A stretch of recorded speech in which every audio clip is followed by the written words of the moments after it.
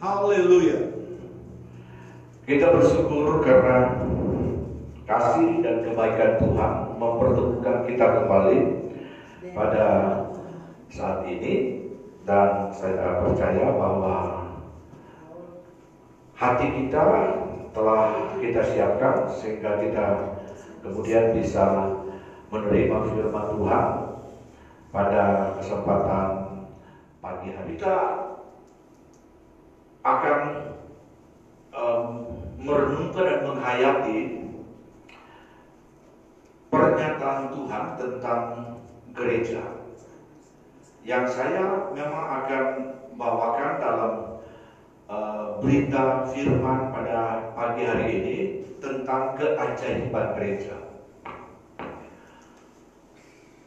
Pertama-tama coba kita baca dalam kitab Injil Matius pasal 16 ayat 18. Ini adalah ayat yang sangat umum, apalagi kalau kita akan berbicara tentang gereja. Saya baca untuk kita sekalian. Dan aku pun berkata kepadamu, engkau adalah Petrus, dan di atas batu karang ini aku akan mendirikan jemaatku.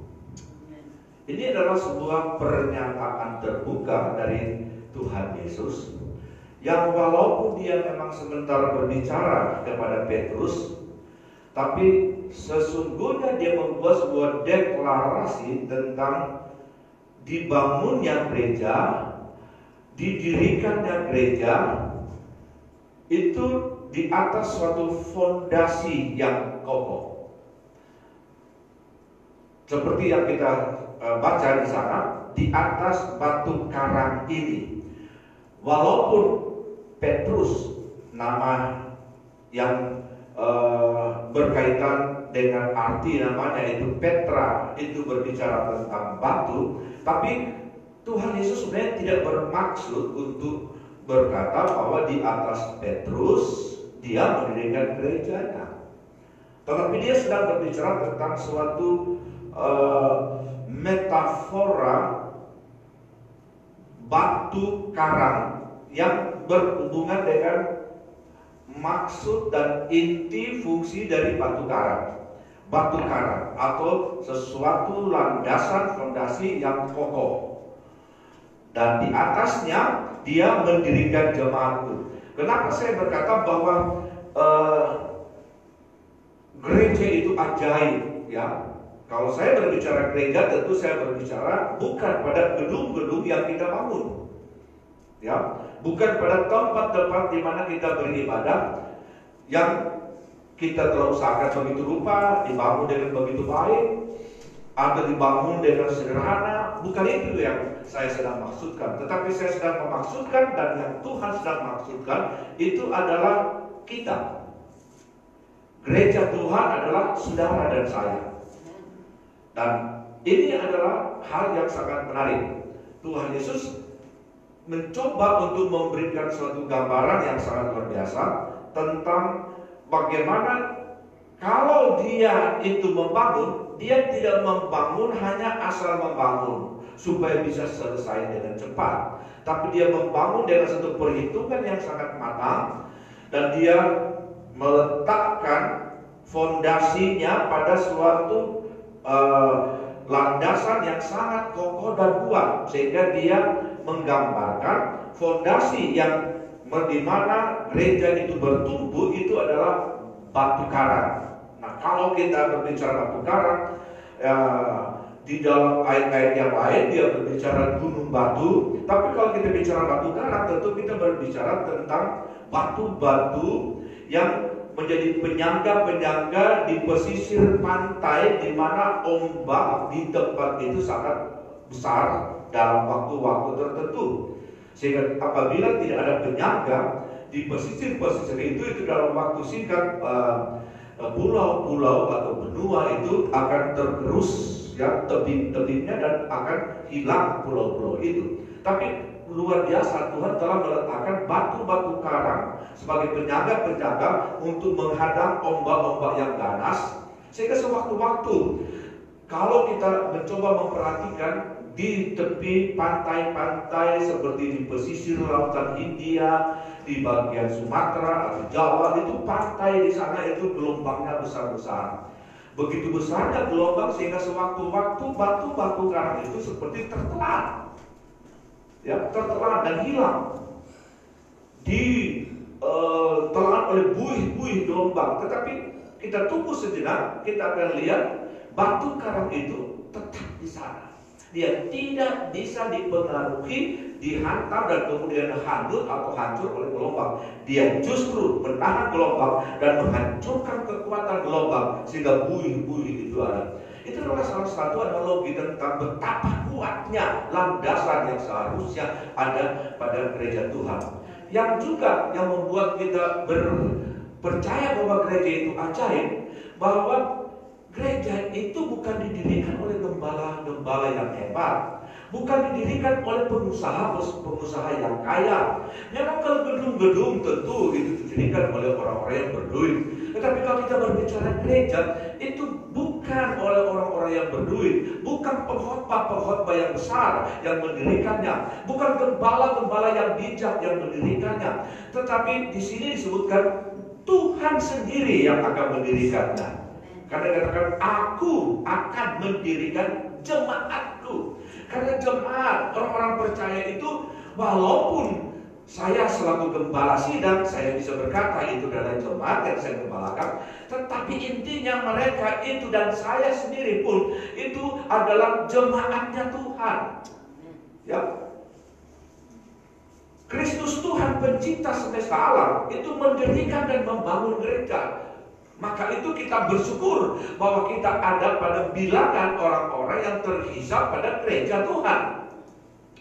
Betapa kokohnya, ya, batu karang itu yang menjadi landasan gereja. Dalam 1 Petrus pasal 2 ayat 6, sebab ada tertulis dalam kitab suci, sesungguhnya aku meletakkan di Sion sebuah batu yang terdiri, sebuah batu penjuru yang mahal, dan siapa yang percaya kepadanya tidak akan dipermalukan. Jadi ini adalah gambaran yang lain lagi berbicara tentang bagaimana fondasi yang diletakkan untuk menopang berdirinya gereja itu tidak akan bisa dipengaruhi, dihancurkan oleh kekuatan apapun, sehingga kita tidak usah malu berada di atas landasan itu. Dalam Mazmur 40 ayat 2, ia mengangkat aku dari lubang kebinasaan, dari lumpur rawa. Ia menempatkan kakiku di atas bukit batu, menetapkan langkahku. Nah, ini adalah hal-hal yang menarik berkaitan dengan gereja. Gereja itu adalah suatu himpunan umat Tuhan yang dinamis, yang bergerak dan berusaha untuk mencapai visi besarnya, untuk menjadi sama seperti Yesus, menjadi gereja yang dewasa. Jadi ada satu pergerakan yang harus dilakukan oleh gereja, ya. Dan disebutkan di dalam Mazmur tadi bahwa kita ini sebenarnya itu dari lumpur rawa, kita dari lubang kebinasan, tapi Tuhan telah memilih dan mengangkat kita dan diletakkan di atas batu, sehingga kita punya dasar yang kuat dan kemudian ditetapkan langkah-langkah kita. Jadi diletakkan di atas batu maksudnya supaya kaki gereja kita itu bisa kokoh kuat dan kemudian bisa terus melangkah. Dalam Mazmur 62 ayat 6, hanya pada Allah saja gunung batuku dan keselamatanku, kota benteng-bentengku, aku tidak akan goyah. Jadi di sini kita memperhatikan kenapa Tuhan Yesus berkata di atas batu karang ini aku akan mendirikan jemaatku, karena Dia ingin memberikan suatu kepastian bahwa kalau kita menjadi gereja, kita jangan khawatir dengan berbagai gelombang, dengan berbagai kondisi dan situasi yang kita harus hadapi di dunia ini. Karena kita akan ditopang oleh satu kekuatan yang maha dahsyat. Karena kalau kita berbicara tentang batu yang dimaksudkan oleh Tuhan Yesus, sebenarnya Dia sedang berbicara tentang dirinya sendiri.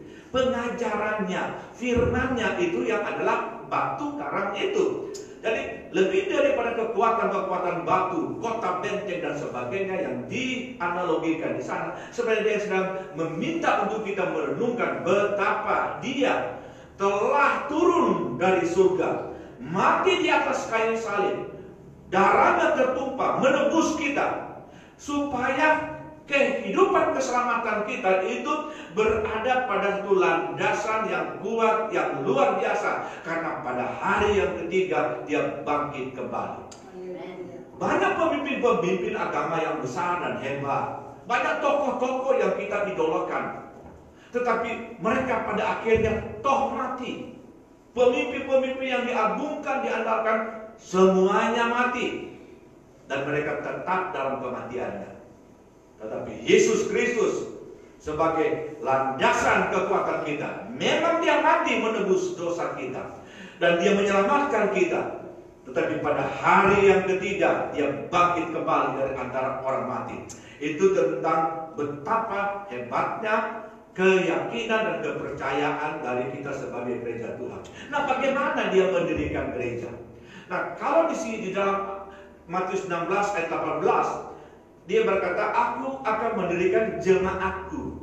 Kata jemaat di situ dalam bahasa Yunani ditulis dengan kata ekklesia. Dalam terjemahan yang sederhana, ekklesia itu called out ones. Jadi orang-orang yang dipanggil keluar. Kenapa Tuhan Yesus menggunakan kata ekklesia? Ada banyak kata yang lain yang bisa berbicara tentang satu komunitas yang dibangun. Dia mengambil kata ekklesia karena pada waktu itu kata ekklesia merupakan satu kata yang sangat populer. Ya, pemerintahan Romawi itu kemudian menemukan sebuah kebenaran tentang satu komunitas yang terpilih yang harus diambil dari masyarakat yang terhebat dan kemudian didudukan pada suatu lembaga tertentu. Dan kemudian mereka itu yang akan memikirkan, merancang untuk bagaimana kemajuan dari kota atau bangsa.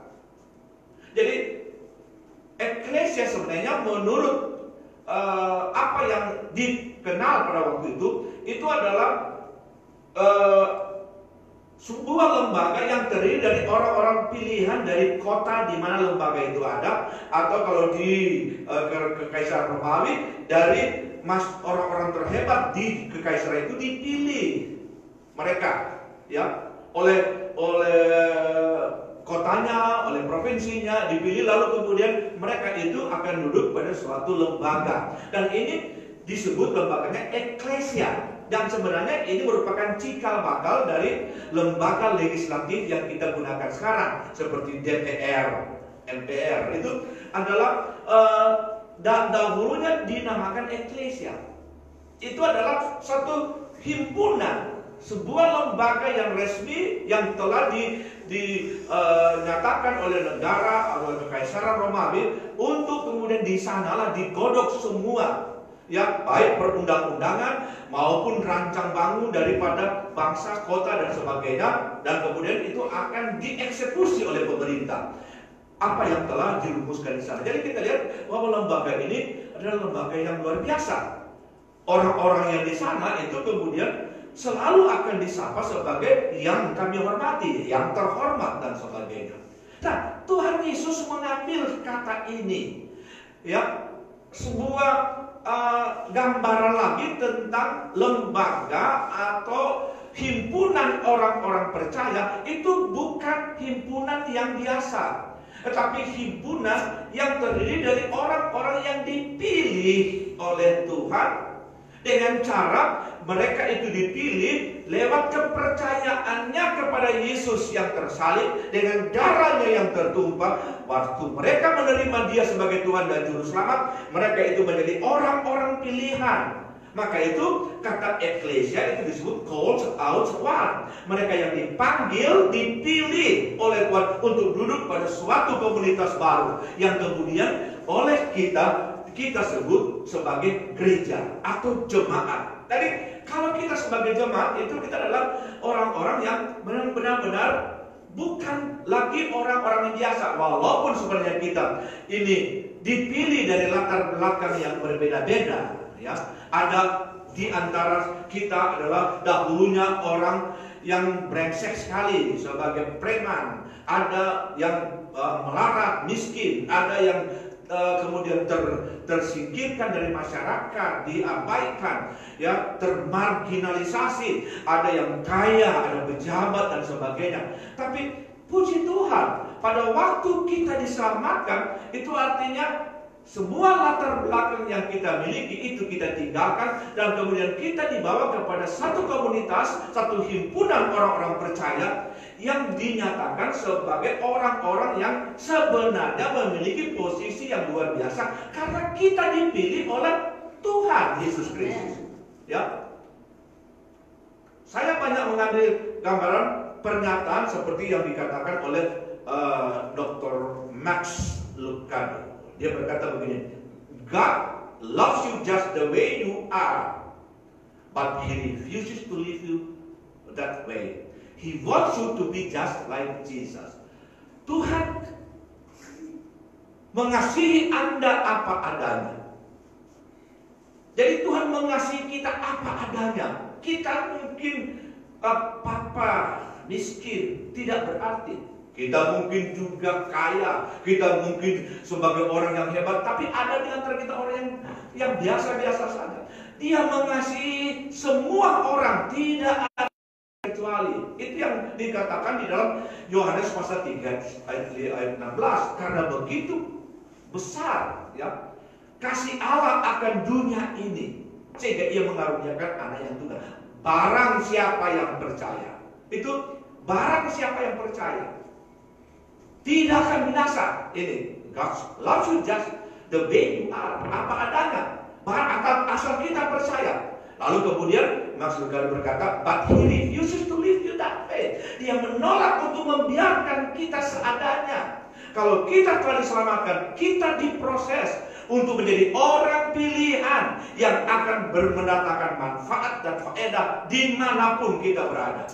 He wants you, bahkan standar yang digunakan oleh Yesus untuk kita bisa mencapai itu bukan standar yang biasa, tapi standar tertinggi. He wants you to be just like Jesus. Menjadi sama seperti Yesus. Haleluya. Itu adalah kadang-kadang kita pikir, apakah bisa itu terjadi? Memang kita tidak mungkin berpikir kita mampu untuk menjadi sama seperti Yesus. Tapi kalau Yesus telah pilih kita, Dia akan lengkapi kita, Dia akan mampukan kita, Dia akan proses kita. Maka kita luaskan hidup kita terproses sampai kita menjadi orang-orang yang akan sangat bermanfaat di dalam tangannya sesuai dengan kasih karunia-Nya. Amin. So dalam Efesus pasal 1 ayat 4 itu dia berkata, sebab di dalam Dia Allah telah memilih kita sebelum dunia ini dijadikan supaya kita kudus dan tak bercacat di hadapan-Nya. Coba saudara merenungkan, sebelum dunia ini dijadikan, bagaimana itu bisa terjadi? Apakah Dia pilih-pilih dari antara orang-orang yang begitu banyak, hanya kita saja yang kemudian dari dulu itu Dia tentukan? Sebenarnya memang boleh dikatakan demikian, tetapi bagaimana kita kemudian menjadi target pilihannya? Itu kita akan masuk dalam kategori sebagai orang yang dipilih sebelum dunia ini dijadikan. Kalau kita ada di dalam Dia. Kalau dalam kitab Efesus pasal 1 itu ada berkali-kali katakan di dalam Yesus, di dalam Yesus. Bagaimana kita bisa menjadi di dalam Yesus? Kita percaya kepada-Nya. Amin. Kita percaya kepada-Nya. Pada waktu kita percaya, kita dipilih. Yesus memang telah ditentukan untuk mati di atas kayu salib, menjadi juru selamat sebelum dunia ini dijadikan. Jadi untuk kita bisa masuk dalam kategori itu, mari kita percaya kepada Yesus Kristus sebagai Tuhan dan juru selamat. Ini keajaiban penebusan. Ya, untuk proses pemilihan kita sebagai suatu proses untuk Tuhan mendirikan kita di atas batu karang, yaitu Yesus Kristus dan firman-Nya itu, maka ada sebuah proses yang sangat dahsyat. Ya, Rasul Petrus berkata dalam 1 Petrus 1:18-19, sebab kamu tahu bahwa kamu telah ditebus dari cara hidupmu yang sia-sia, yang kamu warisi dari nenek moyangmu. Itu bukan dengan barang yang fana, bukan pula dengan perak atau emas, melainkan dengan darah yang mahal, yaitu darah Kristus, yang sama seperti darah anak domba yang tak bernoda dan tak bercacat. Jadi penebusan. Apa itu penebusan? Penebusan dalam catatan perjanjian lama dan perjanjian baru itu mengacu kepada budak-budak. Jadi seorang budak itu seorang yang dibeli dari pasar budak. Lalu kemudian dia akan tinggal di rumah sang tuan yang membelinya, ya, dan dia akan bekerja apapun yang diperintahkan dan ditugaskan oleh sang tuan, dan itu akan terus-menerus dia bekerja. Selama dia bekerja, dia tidak pernah berharap dia akan diberi upah dari apa yang dia kerjakan. Dia akan ditindas, barangkali diintimidasi, ditekan, dan budak-budak itu pada umumnya adalah orang-orang yang memang sama dengan terpenjara, sehingga mereka merindukan untuk mereka bisa bebas.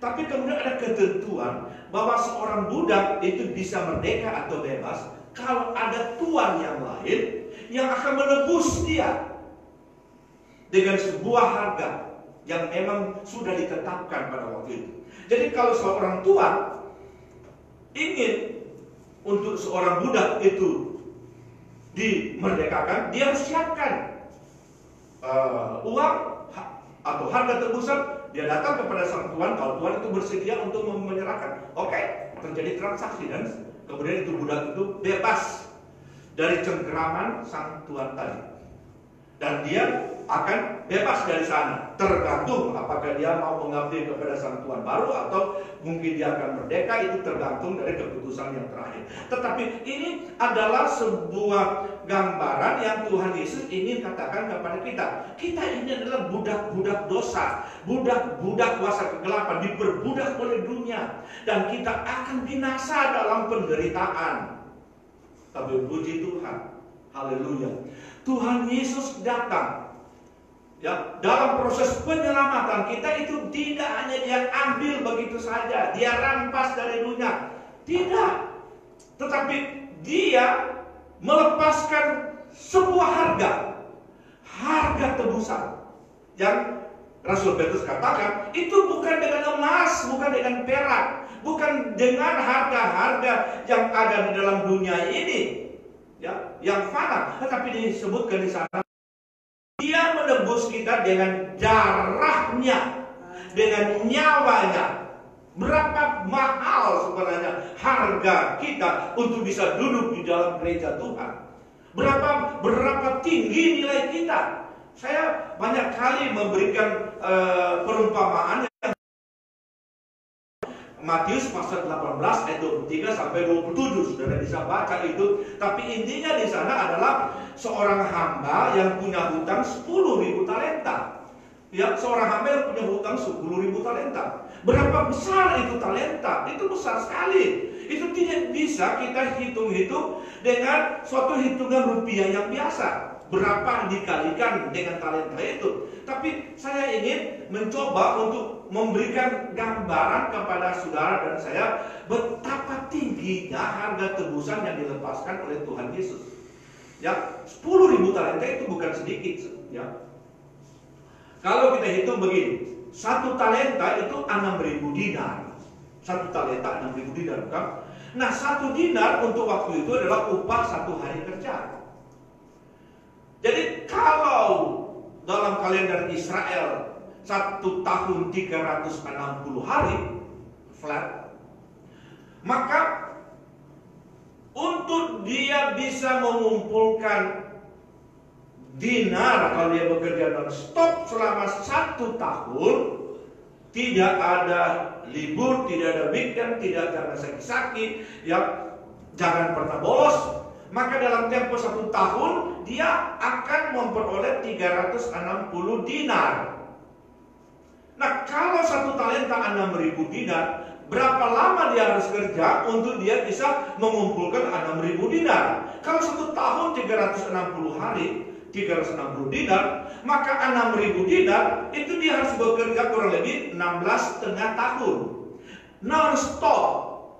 Jangan pernah libur, jangan pernah pakai itu gaji, itu uang yang didapatkan dari hasil pekerjaan. Maka dia bisa kerja selama 16,5 tahun, dia sudah dapat 1 talenta. Berapa hutangnya untuk dia bayar kepada sang Tuhan? 10.000 talenta. Jadi berapa lama dia harus kerja supaya dia bisa kumpul ini 10.000 talenta. Saya biasanya pakai ini untuk menggambarkan betapa posisi kita sebagai gereja Tuhan itu tinggi sekali. Sebab untuk 10.000 talenta dia harus bekerja selama 166.000 tahun. 166,000 years, man. Itu tinggi banget. Siapa bisa hidup 166.000 tahun? 66.000 tahun. Sekarang saya sudah rasa tua saya karena sudah 68 tahun saya. Bulan Mei kemarin saya genap 68 tahun. Ya, tapi ini dia harus hidup terus sampai 166.000 tahun. Tidak mungkin itu bisa kita lunasi. Hamba itu pernah waktu itu berusaha, berikan kepada aku waktu lagi supaya aku bisa mengumpulkan dan bisa melunasi hutang. Sang Tuhan itu tahu impossible, tak mungkin kau bisa mengumpulkan. Ini tinggi sekali. Haleluya. Yang bisa dilakukan pada waktu itu sang Tuhan hanya dapat menyelesaikannya sendiri, sama dengan dia yang membayar. Karena dia bilang hutang orang itu diputihkan, dibebaskan, dia bayar. Itu sama dengan yang Yesus kerjakan di atas kayu salib. Hutang kita kepada Bapa Surgawi, kepada Allah tinggi, dan kita harus dihukum seperti sang hamba itu harus dihukum bersama dengan keluarganya, karena tidak mungkin bisa membayar hutangnya. Tapi puji Tuhan, haleluya, haleluya, Yesus Kristus datang dan dia menyelesaikan hutang-hutang kita di atas kayu salib dengan darahnya. Itu sama dengan seluruh waktu yang harus kita ambil untuk kita bisa kerja 160.000 tahun dibereskan oleh Tuhan. Artinya apa di sini? Keselamatan kita itu mahal. Amen. Maka itu harga kita itu naik tinggi. Semua bisa lihat kiri kanan kepada teman, tetangga, anak, orang tua saudara. Tinggi sekali harga kita, tinggi, mahal. Maka itu kita layak disebut sebagai orang yang terpilih, dan dia menjadikan kita sebagai eklesianya. Eklesianya, orang-orang terhormat yang akan merancang kota kita untuk kemudian dibawa menjadi warga kerajaan Allah, merancang bangsa dan negara kita dan sebagainya. Mari hamba-hamba Tuhan, anak-anak Tuhan dan sebagainya, mari kita merenungkan kembali. Kalau Tuhan telah mengangkat kita, menjadikan kita sebagai gereja, maka keajaiban posisi kita harus laksanakan tanggung jawab kita sebagai orang-orang yang telah ditebus dengan cara yang luar biasa untuk melayani Dia. Nah, salah satu kata yang lain yang digunakan oleh Tuhan Yesus untuk menyatakan kita sebagai gereja itu dia gunakan kuriokos. Ya, kuriokos itu adalah sebuah kata yang diartikan sebagai house of the Lord, rumah Allah. Rasul Paulus pada waktu dia berbicara kepada orang-orang Korintus, yang kemudian membuat mereka sebagai orang-orang percaya yang seperti tidak beda dengan orang-orangnya, Rasul Paulus marah. Dia marah. Mereka hidup dalam percabulan, mereka hidup dengki, dan kemudian berpihak-pihak. Itu Rasul Paulus marah. Maka dia berkata dalam 1 Korintus 3:16, tidakkah kamu tahu bahwa kamu rumah Allah, kamu kuriokos, kamu rumah Allah dan roh Allah berdiam di dalam kamu. Jadi eklesia itu juga adalah rumah Allah. Artinya yang mengendalikan semua perbincangan, semua rencana-rencana yang harus dikerjakan oleh dewan ini, oleh lembaga ini, oleh eklesia itu harus ada satu tokoh sentral yang akan mengambil keputusan-keputusan akhir untuk apa yang akan dikerjakan untuk bangsa, untuk kekaisaran, untuk kota-kota di sana. Dan ini juga yang kita harus tahu. Kita memang adalah satu himpunan orang-orang yang telah ditebus dengan harga yang tinggi, tapi jangan lupa bahwa yang menentukan bagaimana arah, bagaimana yang kita bisa lakukan, apa yang kita bisa lakukan adalah Tuhan sendiri. Tidakkah kamu tahu bahwa kamu rumah Allah dan Roh Allah diam di dalam kamu? Saya banyak kali membuat gambaran begini karena saya pernah pergi bersama dengan pendeta Damanik ke Inggris dan kemudian ke House of Lords. House of Lords itu adalah satu lembaga legislatif ya, dengan kamar atas yang ada di Inggris Raya, di Britania Raya. Di sana ada House of Commons dan kemudian ada House of Lords. Itu sama dengan DPR dan mungkin Senat kalau Amerika, ya. Atau di sini mungkin MPR. Nah, pada waktu kami dibawa masuk ke atau diterima, kemudian dibawa masuk, pertama-tama yang kami lakukan itu adalah salah satu lord, ya, Baroness Caroline Cox itu kemudian membawa kami ke tempat persidangan dan dia berkata, saya akan bawa kalian ke tempat para lord sementara bersidang. Jadi anggota-anggotanya itu mendapat gelar lord, ya, maka itu disebut House of Lords. Jadi kalau diterjemahkan ke Indonesia menjadi rumah para Tuhan, Tuhan komputer. Saya bilang sama Pak Damanik, orang mau masuk di Tuhan apa rumah orang-orang apa para Tuhan itu yang sedang berunding. Itu adalah sebenarnya Lord itu adalah gelar bangsawan tertinggi. Dan puji Tuhan saudara sekalian, pada waktu kami masuk, saya tidak terlalu terpikirkan tentang apa yang sementara mereka lakukan di lembaga itu. Tapi kemudian saya bertanya kepada Lord yang mendampingi kami, saya tanya, apa beda antara Senat dengan House of Lords? Senat itu di Amerika, ya. Di Amerika itu Senat itu dan kemudian ada Kongres. Nah, karena ini setara, saya tanya apa perbedaan. Saya tidak perlu tanya apa persamaannya, tapi apa perbedaan antara Senat dan House of Lords. Dia bilang gampang, perbedaannya di sini, bahwa kalau Senat itu untuk menjadi anggota Senat, menjadi senator, dia itu harus kampanyekan programnya di tempat-tempat dari mana dia berasal, di negara bagian dari mana dia datang, dan apabila orang senang dengan apa yang akan dilakukan untuk bangsa Amerika, maka mereka mungkin akan memberikan suara kepadanya. Kalau suaranya itu lebih banyak daripada teman-teman yang lain, maka dia yang akan terpilih dari negara bagiannya untuk menjadi senator dan berada di Washington DC. Begitu. Dan dikatakan kalau dia ingin terpilih pada periode berikut, dia harus kampanye lagi. Jadi Senat itu, senatornya itu adalah orang-orang pilihan, tetapi dipilih oleh rakyat. Tetapi kami, ya, kami dalam House of Lords itu ratu atau raja Inggris Britania Raya yang memilih kami dan mengangkat kami menjadi lord dan berada di lembaga ini. Jadi perbedaannya di situ. Dan kalau kami kami sudah terpilih, itu kami akan berada di sini seumur hidup kami. Kecuali ada kesalahan, maka kemudian kami akan dipecat langsung, diberhentikan langsung oleh sang ratu.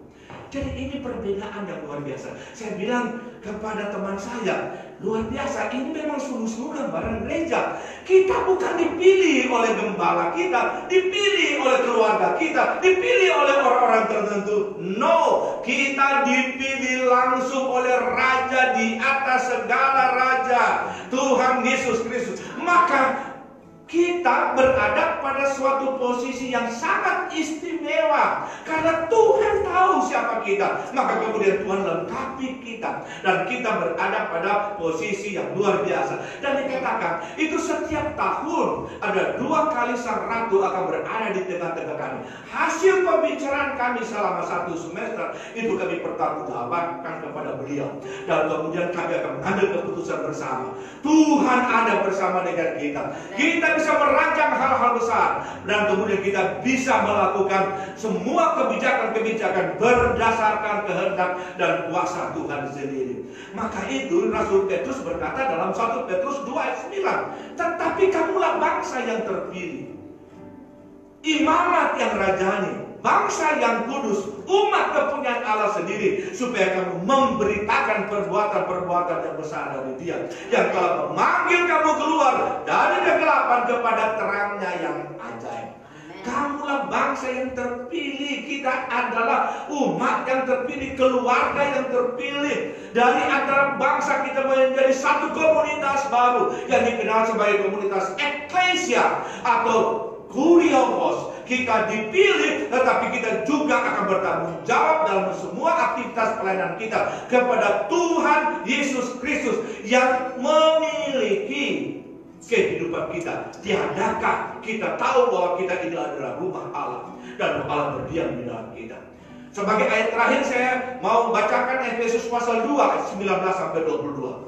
Demikianlah kamu bukan lagi orang asing dan pendatang, melainkan kawan sewarga dari orang-orang kudus dan anggota keluarga Allah yang dibangun di atas dasar para rasul dan para nabi, dengan Kristus Yesus sebagai batu penjuru. Di dalam Dia tumbuh seluruh bangunan rapi tersusun menjadi bait Allah yang kudus di dalam Tuhan.